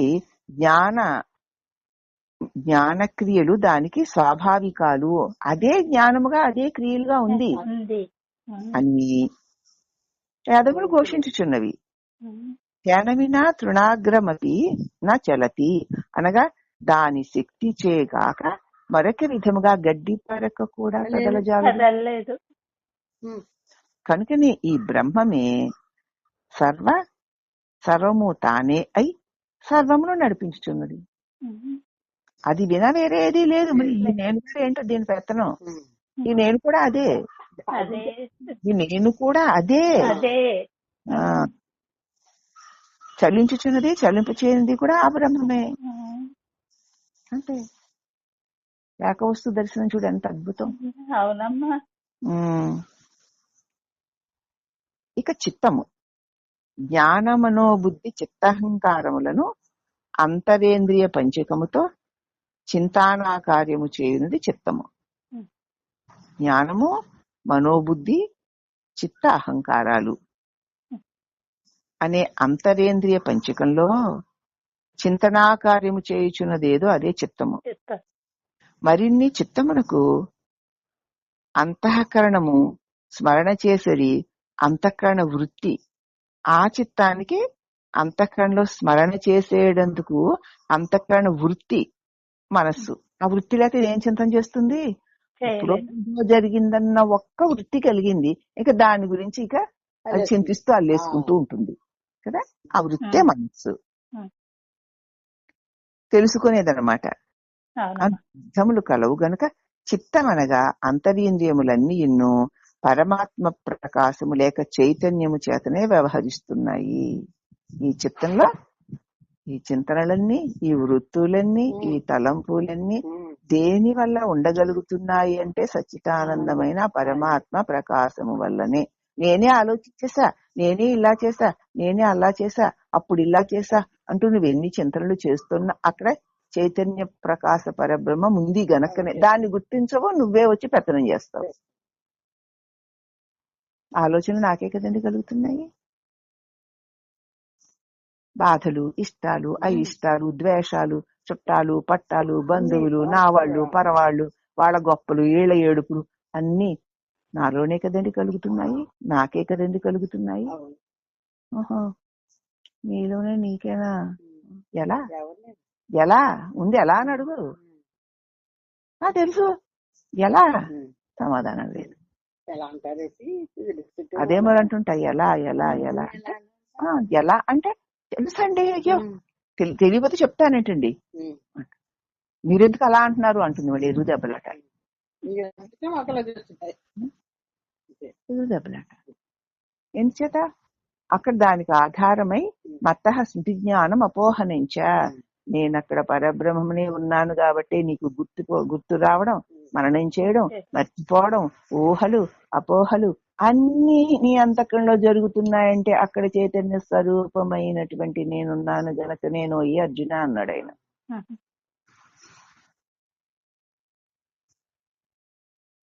అంతకంటే సిగ్గుచేటు పని ఇంకోటి ఉండాలి. ఎన్ని 100 సార్లు చెప్పాను, ఇది కూడా కాసేపు పోతుంది. మరి అందుకే ఏదో గుర్తొస్తుందంటే నాకే అప్పుడు అలా అయింది కదా మరి, అందుకే నిజమేనమ్మా, అందుకే. కానీ ఎలా లేదు, అదిగో పరమాత్మ భగవద్గీత ముట్టుకుంటే కదా, ముట్టుకున్న ఆ శ్లోకాల్లోకి వెళితే కదా, వెళ్ళే తద అర్థాలు మననం చేస్తే కదా, ఆ మననం చేసి దాని అర్థాన్ని చెప్పమ్మా గీతామాత కృష్ణ పరమాత్మ అని ఆర్తితో ప్రార్థిస్తే కదా అప్పుడు ఆయన చెప్పుకుంటాడు. అయ్యో చదవపడి బాబు కళ్ళకద్దుకుంటూ పూజ చేసేస్తామండి, చదువుతామండి బాబు, మాకు శ్లోకాలు వచ్చి మీకే కాదు వస్తుంది నెత్తికేసి కొట్టుకో.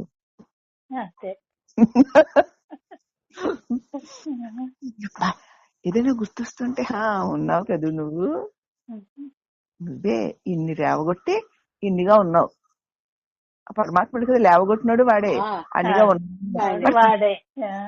ఉన్నాడు కదా, అందుకు ఉన్నది వాడే అంటే కుదరదు అనుకున్నా, వాటిని పట్టి ఉండేలాగా ఉంచుతున్నాడు అక్కడ, ఇంకా ఉన్నాయి. నువ్వే ఈశ్వరా. మాగమని వినేసి ఉదయట్లేదు మరి, పట్టి ఉంచుతున్నాడు. ఆ ప్రార్థన ఎలా ఉంచుతున్నాడు ఆయన. మాకు ప్రార్థన లేదు ఏమి లేదు, వెంట ఉదయటం అంటే అందుకే ఇలా.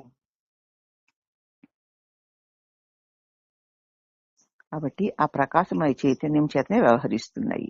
ఇవన్నీ కరణములు లేక పనిముట్లు మాత్రమే అని తెలుసుకుంటే అవన్నీ పనిముట్లు చైతన్య ప్రసరణలో అవి అలా అలా ఆ పనులు చేస్తున్నాయే తప్ప అవి పనిముట్లే తప్ప స్వయంగా వాటికి ఏమీ అక్కరాలేదు, అవి ఏవి చెయ్యను లేవు. అవి ఏవి స్వతంత్రంగా ఏ పని చెయ్యలేవు. కనుక స్థూల దేహముతో పాటు సూక్ష్మదేహం అనబడే అంతఃకరణ కూడా జడమే అన్నారు మరి, అవునా? ఆ బ్రహ్మమే లేక సచ్చిదానంద ఆ బ్రహ్మమే పరమాత్మ సమస్త స్థూల సూక్ష్మ శరీరాలుగా అయినప్పటికీ, అదే ఈ స్థూల సూక్ష్మ శరీరాలు అయినా వాటి నిండా వాటిని నడిపించుచు లేక కదిలించుచు ఆ పరమాత్మ శక్తి ఇంకా ఇంకా ఇంకా సూక్ష్మంగా ఉండడం చేతనే దీనికి చేతనము వ్యవహారము. ఈ పరమాత్మ బ్రహ్మాండ పిండాండముల యందున్నదా అంటే బ్రహ్మాండమందు పరమాత్మగాను పిండాండమందు ప్రత్యేగాత్మగాను. ఈ బ్రహ్మాండమంతటా పరమాత్మగా ఉంది, పిండాండమందు ప్రత్యేగాత్మగా ఉంది. ప్రత్యేగాత్మ దీనిలో ఉన్నవి మాత్రమే తెలుసుకునే దానిలాగా. రెండింటికి బయట అధిష్టాన చేతన బ్రహ్మముగాను నామాంతరాల చేత వ్యవహరింపుడు వేరు పేర్ల చేత అలా వ్యవహారం జరుగుతోంది. కానీ సర్వమును క్రియావంతము చేయుచున్నది అదియే. ఇంజను నడిపించువాడు ఆవిరి సహాయంతో ఇంజను పనిచేయునట్లు కదా, ఇంజను నడిపించేవాడు అక్కడ ఆవిరి సహాయంతో నడిపిస్తూ ఉంటే ఆ ఇంజను పనిచేస్తూ ఉన్నట్లు బ్రహ్మమే తెలివి రూపంలో కర్త అయి ప్రాణ రూపంలో శక్తి అయి సర్వ బ్రహ్మాండములకును సర్వ జీవోపాధులను నడిపించుచున్నది. ఏ ప్రాణి కదిలినా మెదిలినా కనురెప్ప వేసి తీసిన ఆ పరబ్రహ్మ యొక్క దివ్య శక్తి ఆధీనంలోనే. జ్ఞానం విశేషంగా గల అయితే అన్ని ఉపాధుల్లోనూ ఉంది, కానీ మానవ ఉపాధిలో జ్ఞానం విశేషంగా ప్రకటితమవుతుంది. జ్ఞానం విశేషంగా గల మానవ ఉపాధి యందు ప్రధాన ఇంద్రియమైన చిత్తమును క్రియావంతము చేస్తోంది. ప్రధాన ఇంద్రియం చిత్తం, దాన్ని క్రియాన్వితం చేస్తోంది. ఆ బ్రాహ్మీ శక్తి బ్రహ్మమున కంటే అన్యమై చిత్తమును క్షేత్రమునందు క్షేత్రజ్ఞుడు అన్న పేరుతో సకల వ్యాపారములు చేస్తూ ఏమీ చేయని వాళ్ళ వలె ఉన్నందున దీని అందే ఉంది ఈ చిత్తమందు ఆ బ్రాహ్మీ శక్తి ఉండి క్షేత్రజ్ఞుడు అను పేరుతో ఈ క్షేత్రమునందు ఉండి సకల వ్యాపారములు చేస్తూ కూడా ఏమీ చెయ్యని దాని వలె ఉన్నందున తస్య కర్తారమపి విద్య కర్తారం అవ్యయం అంటున్నారు. కాబట్టి భగవద్గీత కూడా కీర్తిస్తోంది. అది కర్త కారణమై ఉంది, అది కర్త కూడా అయి ఉండి కూడా ఏమీ చేయకుండా ఉంది. అంటే దాని సన్నిధానం వల్లనే ఈ దేహేంద్రియ మనోబుద్ధులు అంతఃకరణ కూడా ఆయా పనులు చేయిస్తూ కూడా తను ఏమి చెయ్యని వాడి వలె ఉంది. వాడు ఏం చేయట్లేదు, దాని సూర్యుడు ఏమీ చేయట్లేదు, అది అలా ఉంది. అర్థమైంది కదా? తస్య కర్తారం అన్నాడు. ఇక చిత్తము సంగతి అయింది కదూ.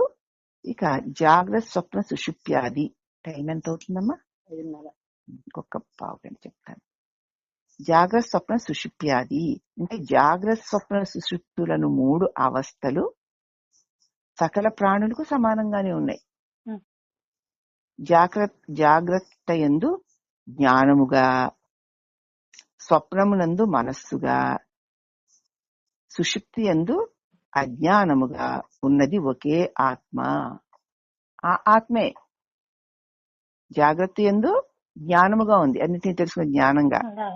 స్వప్నమునందు అనేక భావాలతో కూడిన మనస్సుగా, నిద్ర యందు అజ్ఞానముగా ఉండి ఒక ఆత్మయే పనిచేయుచున్నది. వెలుగు వచ్చేసరికి అది తెలివిగా తెలియబడుతోంది. కళ వచ్చేసరికి అనేక భావాలుగా ఉంది. సుషుప్తి వచ్చేసరికి అజ్ఞానంగా ఉంది. ఇక మీరేం గ్రహించారు? ఏ విధంగా అది ఉన్న మూలాన్ని గ్రహింపత జరుగుతుంది. అంచేత జాగ్రత్త అవస్థ యందు అది జ్ఞానముగా ఉంది, స్వప్నమునందు మనస్సుగా ఉంది, సుషుప్తి యందు అజ్ఞానముగా ఉంది ఉంది ఉంది. అది ఉంది ఉంది కాబట్టి ఇవన్నీ ఆ ఉన్నదే సత్తు. అదే మెలకు వస్తే జ్ఞానంగా ఉంటుంది, అదే స్వప్నం వస్తే భావంగా ఉంటుంది, నిద్ర వస్తే అజ్ఞానంగా ఉంటుంది. అదే ఉన్నాను అజ్ఞానంగా ఉంది, ఉన్నానని తెలియదు కదా దానికి, అజ్ఞానంగా ఉంటుంది. జాగ్రత్త యందు 25 ఇంద్రియాలతోనూ, ఈ 25 ఇంద్రియాలతోనూ కూడి ఉంటుంది. స్వప్నమునందు 17 ఇంద్రియాలతోనూ, 17 ఇంద్రియాలతో కూడి ఉన్న స్వప్నంలో ఏమిటవి? మనసు, పంచేంద్రియాలు, జ్ఞానేంద్రియాలు, కర్మేంద్రియాలు, మనస్సు, బుద్ధి, చిత్తం.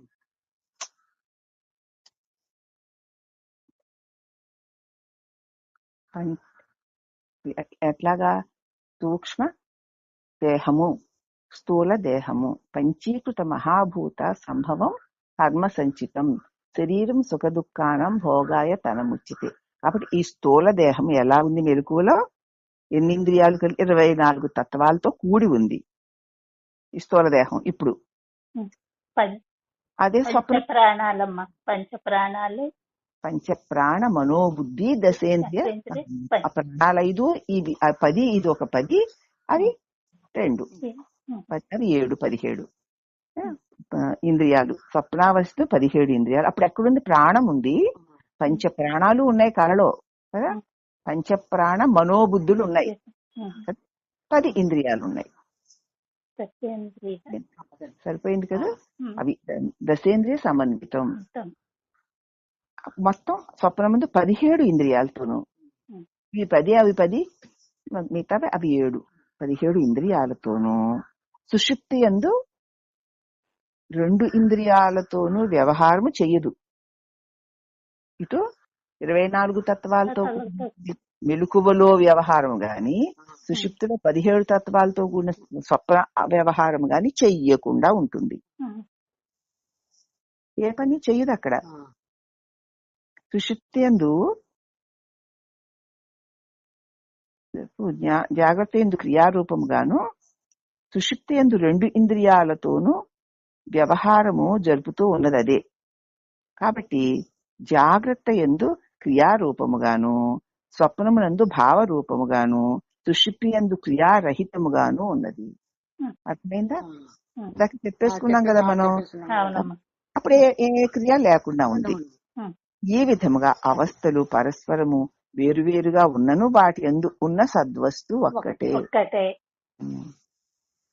కానీ 3 అవస్థల యందు ఆత్మ ప్రకాశం మాత్రము తన సమాన ధర్మమైన అనిశ్యూతమై ప్రకాశిస్తుంది కదా.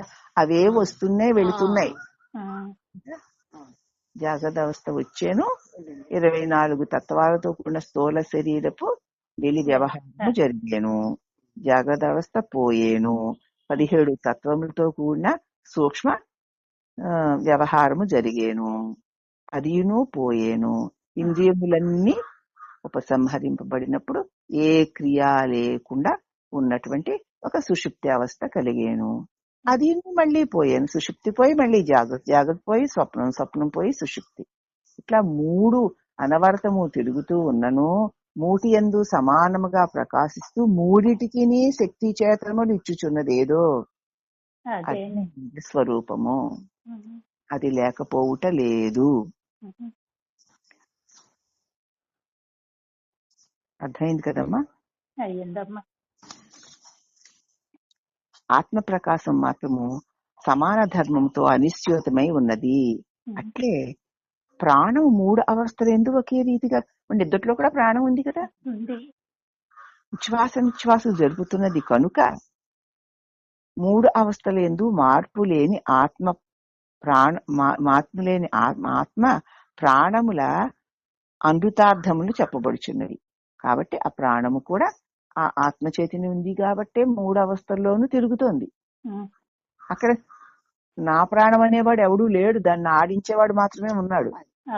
శరీరమన్న ఎరుక లేకపోయినా, మరొక భావనా శరీరంతో తైకలాడుతున్నా, అసలు శరీరము నేను అనుకున్నా కూడా ఈ 3 శరీరాలతో 3 వ్యవహారాలు జరుగుతున్నాయంటే దీని యందు ప్రాణాన్ని ఉంచి, అసలు ప్రాణం ఉన్నదా లేదా అన్న ఛాసే నీకు లేకపోయినా దీనిని కదిలించుతున్నది, నడిపించుతున్నది ఏదో అదే పరమాత్మ.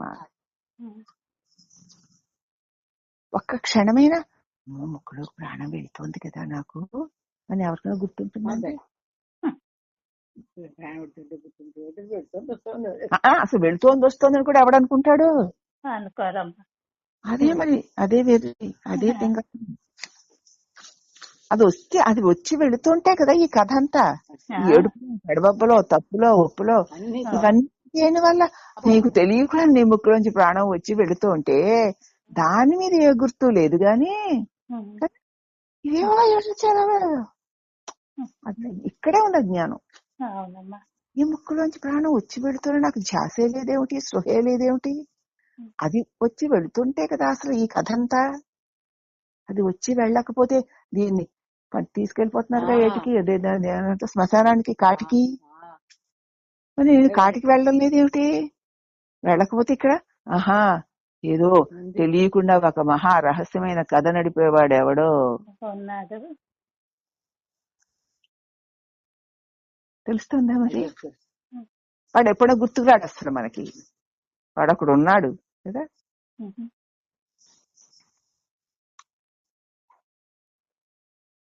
కనపడి నీ చెయ్యేదో నడుపుతోంది నాటకం, కనపట్టలేదు. అది ఈ ఒక్క పిసరు బుద్ధి, ఈ ఒక్క విషయం తెలిసి ఈ శాస్త్రాలు ఏమీ అక్కర్లేదండి.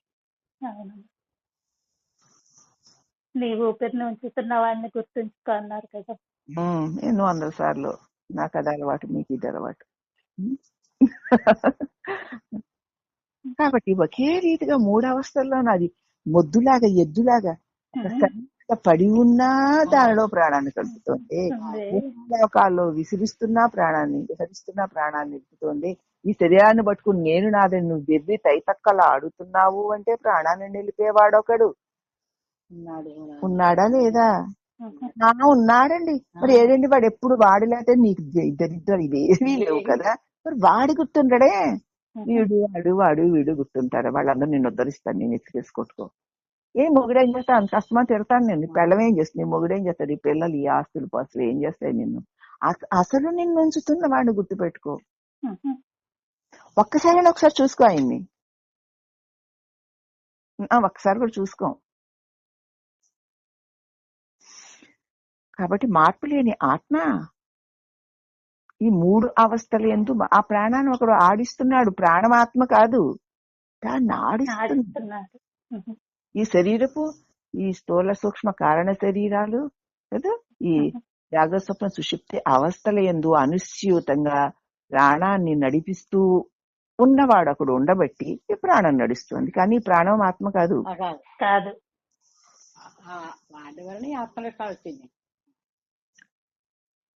ప్రాణములు అమృతార్థం తెలుసుకో. ప్రతి అవస్థ మిగతా అవస్థలతో భేదిస్తుంది కదా. మెలకులాగా నిద్ర లేదు, నిద్రలాగా కలలేదు. అవునా? అవును.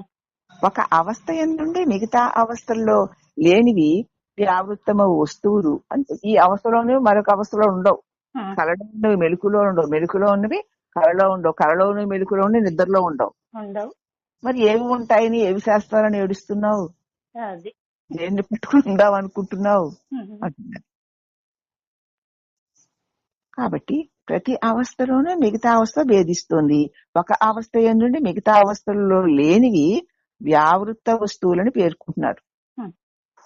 కాబట్టి ఈ అనువృత్త వ్యావృత్త అర్థాలతో ఈ అవస్థాత్రయములను అన్ని ప్రాణులకు కలిగించి ప్రవర్తింపచేయనిది ఏదో ఆ పరమాత్మయే, ఆ దివ్య చైతన్యమే.